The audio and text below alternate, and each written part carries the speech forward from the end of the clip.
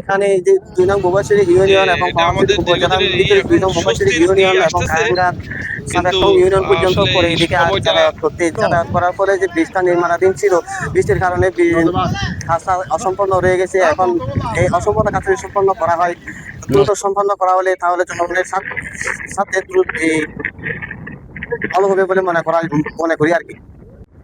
এখানে মালচির উপজেলাধীন ২ নং মুবাশিরি ইউনিয়নে সিগনালা কাপ্তেপাড়া ব্রিজটা অসম্ভব এমন জনসাধারণের পক্ষে অসুবিধার সম্মুখীন হয়েছে।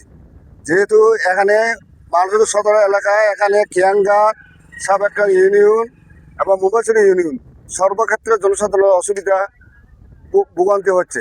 এখানে অতিসহ অত্র এলাকার জনসাধারণের স্বার্থে এই বৃষ্টি নির্মাণ না করিলে আমাদের এলাকার অনেক উপজেলা সংযোগ অসুবিধার সম্মুখীন হতে হচ্ছে।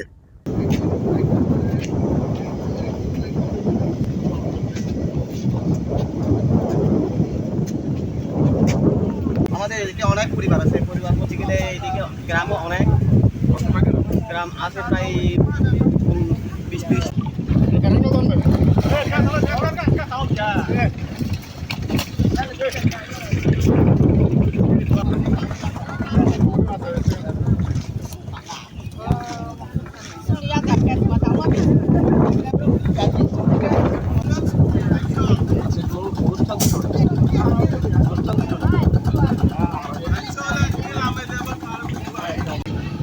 যে এটা আমাদের দীর্ঘদিনের এখন স্বস্তির আসতেছে, কিন্তু আসলে এই সময়টা